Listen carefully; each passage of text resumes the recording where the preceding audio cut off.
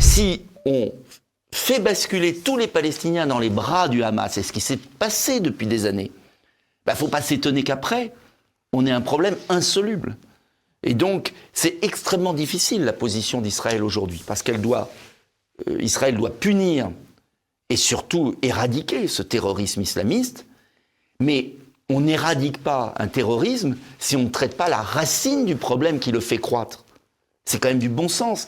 Alors je sais qu'en ce moment c'est très dur à dire, parce qu'il y a la passion, et entre nous la passion s'est emparée des deux côtés. C'est-à-dire que la passion l'emporte sur la tragédie, enfin s'ajoute à la tragédie.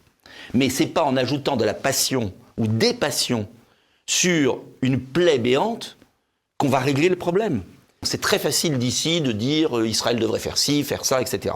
Mais en même temps, on a le devoir de dire, on a peut-être été aussi les Occidentaux un peu lâches en se disant Israël nous fait croire que c'est réglé. On veut pas voir les 5 millions de personnes, dont les 2 millions mis dans quand même une prison à ciel ouvert.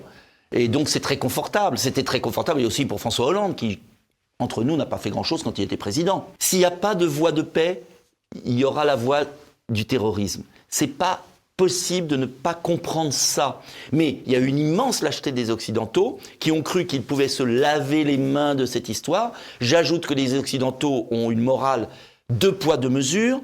Quand c'est l'Ukraine, curieusement, qui abrite des néo-nazis, on soutient et on met des sanctions. Quand c'est l'Arménie qui est envahie par l'Azerbaïdjan, là, il n'y a pas de soutien du tout. Et on laisse crever les Arméniens. Soit dit en passant. Comment ? Grandement armé par Israël, l'Azerbaïdjan. Et soutenu par Zelensky. La boucle est bouclée, si je puis dire. Donc on est en pleine incohérence. C'est le problème aussi des médias français qui voient la politique étrangère toujours avec des lunettes, j'allais dire, même pas américaines. Les lunettes de Joe Biden qui est gâteux. Moi j'ai calculé, 4 ans de plus de Macron. C'est pour ça que je suis pour la destitution ou pour la dissolution. 4 ans de plus de Macron, c'est 2 millions d'étrangers en plus sur notre sol, la ville de Paris.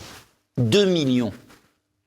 Chaque année, la mèche de la bombe se raccourcit. Voilà la réalité.